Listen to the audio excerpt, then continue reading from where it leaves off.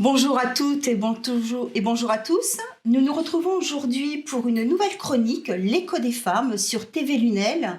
Nous allons chaque mois vous présenter des femmes engagées, innovantes, et nous allons mettre en avant leur talent et leur expertise puisqu'elles font bouger bien évidemment le territoire. Aujourd'hui, je vais partager l'antenne donc avec Caroline Gros-Bertrand. Bonjour Caroline. Bonjour Christine.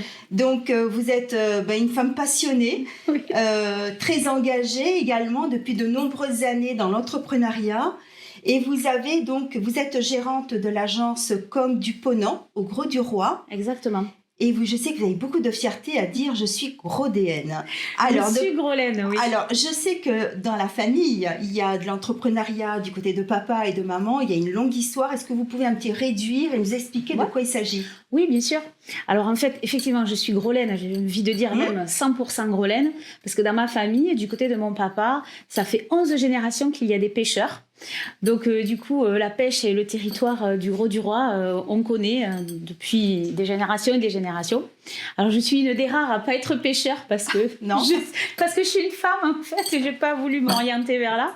Mais du coup, je me suis quand même orientée vers l'entrepreneuriat et ça fait plus de 30 ans que je suis chef d'entreprise maintenant. Et oui, donc j'ai vu que vous avez été chef d'entreprise à l'âge de 23 ans. Oui. Donc c'est assez audacieux tout de même à l'époque. Ouais, ma première entreprise, je l'ai montée avec ma maman, à Aigues-Mortes. C'était un petit peu, on va dire, du secrétariat externalisé, comme on dit maintenant. On voulait développer, aider les entreprises à faire leur administratif. Et petit à petit, ça glissait vers le graphisme, parce qu'il y a 25-30 ans, c'était le début du graphisme informatique, en fait. Et en fait, j'ai plongé dedans. Voilà, et à 25 ans, il y a une super opportunité au Grau-du-Roi qui s'est portée. C'est-à-dire qu'il y a l'imprimerie du Ponant qui existe aujourd'hui depuis plus de 50 ans. Il y a 25 ans, elle a été à vendre. Et c'était le moment d'y aller, quoi. Donc j'y suis allée. J'ai acheté, voilà. Alors si on reprend tout depuis le départ, donc vous avez créé votre agence à Aigues-Mortes. À Aigues-Mortes. D'abord, qui s'appelait Alterna. On a fait 3-4 ans avec ma maman. Et après, en 2001, donc il y a 25 ans, cette année, le 1er juillet, je fêterai les 25 ans, j'ai racheté l'imprimerie du Ponant, qui se trouve au Grau-du-Roi, dans la zone artisanale du port de pêche. Puisque forcément, je ne pouvais pas être ailleurs. Et justement, quel était votre parcours ? Parce qu'arriver d'une agence de communication à l'imprimerie, il y a un pas quand même. Ça s'est fait naturellement, j'ai envie de dire. Le graphisme, l'imprimerie, le web, le print, tout ça, tout est lié. Je crois que c'est une question de goût, en fait, beaucoup. Et ça s'apprend, c'est du savoir-faire, c'est comprendre le client, la demande du client, ce qu'il a envie de mettre en lumière. Moi, c'est ça qui me passionne, en fait. C'est de comprendre la demande du client et la mettre en lumière. Que ce soit sur du papier, sur du web maintenant, parce qu'on a évolué vers le web, bien sûr, parce que c'est incontournable. Moi, c'est ça qui me plaît. Vraiment, qui me motive, c'est d'aller chercher la pépite qu'ils ont au fond de la tête pour faire briller leur image. Alors tout à l'heure, vous avez dit, j'ai pas voulu suivre la lignée de mon papa et être dans le milieu des pêcheurs. N'empêche que l'imprimerie, c'est quand même un milieu assez masculin. Très. Ça vous a pas gêné là ? Eh ben non, ça m'a pas fait peur. Parce que vous étiez jeune, vous avez réussi quand même à faire votre place. Et oui, j'avais 25 ans. C'est vrai, je me suis même pas posé la question, je dois vous avouer. Je me souviens que c'est au début où j'ai repris. C'est les fournisseurs, les commerciaux. Ils me disaient, mais ça a été racheté et tout, mais c'est vous, mais c'est pas votre papa. Mais j'ai dit non, c'est moi. C'est moi qui ai racheté. Et une femme à 25 ans, dans un milieu complètement d'hommes. Et oui. Alors moi, perso, ça m'a pas gênée. Je crois que ça les a plus gênés eux, en fait. Ah oui, mais pas moi. En plus, cette imprimerie, elle a une histoire, puisque vous m'avez dit qu'elle était pionnière, c'est ça, dans l'informatisation dans le Gard, une des toutes premières imprimeries, il y a 35 ans. C'est ça. Les anciens propriétaires, monsieur et madame Zacariotto, pour les nommer, c'est eux qui l'ont créée il y a 50 ans. Et dans le Gard, ça a été les premiers à s'informatiser il y a à peu près 35 ans. Les premiers à avoir des Mac pour faire la photocompo, parce qu'on fait... Pour éviter de faire les photocompos, film, papier, comme on faisait avant. C'est pas difficile de reprendre une entreprise avec un tel ADN, un tel... Parce qu'il y avait quand même une partie innovation, non ? Ça vous a pas... Ça m'a pas fait peur. Moi, j'ai suivi l'évolution. On se pose pas de questions. Non. Non, il faut entreprendre, il faut y aller. Quand on est chef d'entreprise, on n'a pas peur, il faut y aller en fait. T'essayes. Alors des fois, tu te vautres, je dis pas, j'ai pas tout réussi. Mais bon, dans l'ensemble, tu te rattrapes aux branches, quoi. Mais non. chef d'entreprise, c'est justement de ne pas avoir peur. Je crois que le plus grand challenge, c'est de se dire, surtout dans le milieu de la communication avance tellement vite, les tendances, les nouvelles technologies, il faut rester à la pointe, il faut sans arrêt se réinventer, il faut sans arrêt être à l'écoute. C'est ça. Et comment vous avez développé votre agence? Vous en êtes où là maintenant? Alors aujourd'hui, depuis, le graphisme a pris une très grande place depuis que j'ai repris il y a 25 ans. C'est vraiment notre fer de lance. Et depuis, on va dire 10-12 ans, on a rajouté en plus la création de sites web. J'ai maintenant 2 webmasters à demeure qui créent des sites pour mes clients, sites vitrines ou sites e-commerce, parce que c'était pour moi un incontournable de l'évolution de la communication. Donc en fait, il y a 10 ans, on a un petit peu changé le nom. Ça s'appelle plus Imprimerie du Ponant, ça s'appelle Comme du Ponant, pour pas que les gens restent enfermés dans l'imprimerie, puisque maintenant on fait vraiment une communication visuelle beaucoup plus large. Et digitale. Et digitale en plus, exactement. Et digitale. Oui. Il y a une évolution à venir, Alors, je suis en train de voir pour peut-être embaucher 1 ou 2 community managers pour en plus rajouter les réseaux. Mais ça sera dans 1 an ou 2. D'accord. Mais voilà. Donc, je vois, donc vous avez une équipe de 5 personnes. Exactement. Donc, peut-être un recrutement, une évolution avec le community manager, peut-être. Oui, voilà. Pour le moment, ça reste des jeunes. J'ai une équipe très jeune, à part moi et mon mari. C'est une équipe très jeune qui a moins de 30 ans. Il n'y a que nous qu'on fait un peu vieux dinosaures. Mais voilà. Ouais. Alors, j'ai appris également que vous aviez une deuxième passion depuis de longue date, c'est la psychanalyse. Exactement. Voilà, donc vous en êtes arrivée comment Comment je suis arrivée là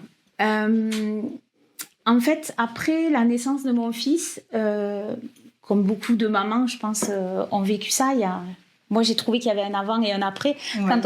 Quand on nous met le petit bébé qui vient de naître, là, j'ai trouvé que c'était quelque chose de bouleversant et merveilleux. Et ma vie s'est un petit peu remise en question. Voilà, on a tous un chemin de vie des fois caouteux. Et donc, du coup, ça m'a semblé naturel de faire une thérapie après la naissance de mon fils. Et je me suis prise au jeu. J'ai adoré la thérapie. J'ai adoré ce que ça m'a fait devenir. J'ai adoré de comprendre les autres, de me comprendre moi, le monde qui nous entoure. Et du coup, il y a 15 ans, j'ai repris des études et je suis devenue psychanalyste. Et il y a à peu près, il y a bien 8 ans maintenant que j'ai mon cabinet en plus de la Com du Ponant. Je fais les 2. Ah oui, donc maintenant, c'est plus vraiment une passion, c'est maintenant une activité à part entière. C'est mon équilibre. Je ne pouvais pas me voir que business. Ok, le business, il faut en faire, il faut de l'argent pour vivre. Bon, c'est le principe de réalité. Mais j'avais besoin d'aider, j'avais besoin d'une autre dimension dans ma vie et c'est la psychanalyse qui me l'a amenée. Il y a un lien entre la femme que vous êtes dans la communication et puis justement la psychanalyste? Alors, ce qui m'a aidée dans la communication en faisant la formation de psychanalyste, c'est de mieux comprendre les clients, en fait. Parce que je comprends mieux leurs demandes. Vu que j'ai quelques clés psychanalytiques qui, sur le conscient et l'inconscient, en fait, j'arrive à mieux détecter leurs demandes. Je trouve que ça m'a facilité le travail de ce côté-là. Oui. Et donc, votre cabinet, vous l'avez installé à Pérols. À Pérols, oui. Vous êtes toute seule, vous vous occupez des enfants, des jeunes adultes, des adultes. Est-ce qu'il y a une spécificité? Non, c'est principalement de l'individuel, des couples en sexothérapie, bien sûr, et des enfants, peu importe l'âge. Les enfants, c'est souvent du lien à la parentalité. D'accord. Voilà, c'est très, très intéressant. Et vous arrivez à combiner les deux? Eh oui. J'ai un emploi du temps chargé, je suis d'accord. Ouais, je vois. Mais ça me va très bien. C'est vraiment un équilibre. Le cabinet, ça m'apporte une énergie. On croit qu'en fait, c'est fatigant, mais moi, ça m'apporte une énergie de voir le bienfait que ça fait, de voir que les patients vont mieux, ont le sourire, ont compris certaines choses. Moi, ça me nourrit, en fait, et ça me donne une énergie de dingue. Et donc, du coup, après, je suis à la Com du Ponant. Avant, après, j'ai un planning, je m'arrange. Donc, on voit quand même que vous avez l'entrepreneuriat dans votre ADN depuis, je dirais, toujours. Hein. Et en ayant pris comme ça d'un peu d'altitude, qu'est-ce qui vous a paru le plus difficile à surmonter comme obstacle en tant que chef d'entreprise? Pour moi, le plus dur, c'est vraiment tout ce qui est administratif. J'aime pas trop ça. Moi non plus. J'avoue, l'administratif, la comptabilité, le banquier, ça c'est quelque chose qui pour moi est difficile. Entreprendre, faire, travailler, bouger, aller à droite, à gauche, créer, ça aucun souci. Le rapport avec le client, tout ça, pas de problème. Après, le côté administratif, j'avoue que c'est un petit peu un fil à la patte qui est très énergivore. Voilà. Oui. Pour moi, c'est le plus difficile. Quel conseil vous donneriez à une jeune femme qui souhaite maintenant se mettre à son compte? Qu'est-ce que vous pourriez lui donner comme conseil? N'aie pas peur, fonce. Travaille et ça va marcher. C'est ça. En fait, Ouais. il faut de l'audace. Oui. Il faut trouver le filon quand même qui marche bien. Il faut faire ce qu'on aime. Avant, on faisait une étude de marché. Oui. Donc là, maintenant, Pourquoi pas? Mais pourquoi pas? faut surtout faire un métier passion. Si on n'aime pas ce qu'on fait, on va pas rester 20 ou 30 ans, se lever le matin et pas aimer ce qu'on fait. Moi, j'avoue que j'adore l'imprimerie, j'adore la communication, j'adore le papier. J'adore quand un client il vient et j'ai fait découvrir des papiers pour faire des supports un petit peu jolis, un petit peu luxe, un petit peu différents. C'est super intéressant. On n'est vraiment pas obligé de rester clivé dans une communication toute pareille pour tout le monde, quoi. C'est ça qui est intéressant. Dans les nouvelles technologies, on utilise beaucoup le webinaire Oui. pour des consultations, par exemple, notamment. Est-ce que ça, c'est une pratique que vous mettez en place? Alors les webinaires, oui, j'en fais. Alors là, c'est plus du côté psy, parce que avec une collègue qui est psychanalyste, on a au fil des années en cabinet, on a compris que il y avait la demande des patients, ils avaient une espèce de demande d'immédiateté. En fait, ce que la psychanalyse ne répond pas vraiment. La psychanalyse, on est plus dans la profondeur de l'âme. Et les gens, ils ont une problématique actuelle, ils veulent une réponse assez immédiate.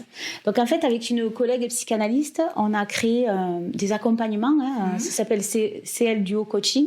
Donc, on est 2 coachs psy qui on a fait ça vraiment pour répondre à l'immédiateté. C'est-à-dire que là, on se sert des webinaires, de tous les outils qu'on peut avoir. Digitaux, voilà, Ouais. pour faire des accompagnements en face à face avec les chefs d'entreprise. Et on a créé un programme spécial, un accompagnement spécial pour les femmes chefs d'entreprise, ou décideuses, ou dirigeantes, peu importe, et un accompagnement spécial pour les couples qui travaillent ensemble. Parce que là aussi, trouver un équilibre entre la vie professionnelle et la vie personnelle, c'est des fois un peu un jeu d'équilibriste. Tout à fait. Et vous faites connaître comment? Principalement par les réseaux, par des webinaires, un petit peu de networking, voilà. Donc, on vous retrouve sur les réseaux sociaux. Tout à fait. Vous avez un site? Oui, on a un site, CL Duo Coaching, et pareil pour Facebook, Insta et LinkedIn. D'accord. Voilà. Vous parliez d'aider des chefs d'entreprise. Oui. Est-ce que vous allez dans les entreprises faire des audits, par exemple Alors, nous, c'est vraiment travailler sur la personne. Alors, on peut aller dans l'entreprise, parce qu'on s'adapte au planning du chef d'entreprise. Donc, on peut aller dans l'entreprise, on peut faire des visios, ou ils peuvent venir au cabinet. En fait, on fait ce qu'ils ont envie, on s'adapte à leur planning et à leur mode de vie. Le but, c'est que ça leur prenne pas plus de temps, qu'on trouve des solutions, en fait. Donc, peu importe, oui, pourquoi pas dans l'entreprise, même si c'est peut-être un milieu intéressant. Mais si on veut un équilibre entre sa vie personnelle et sa vie professionnelle, il faut des fois savoir sortir de son entreprise, parce qu'on y est déjà beaucoup. Donc, en fait, rien que le fait d'avoir un endroit où parler, où se confier, enfin, un ailleurs, à l'extérieur de l'entreprise, c'est déjà intéressant. Eh bien, merci Caroline pour votre témoignage. Je vous remercie également, chers auditeurs, d'avoir été fidèles pour cette première chronique Écho des femmes. Je vous dis à très bientôt.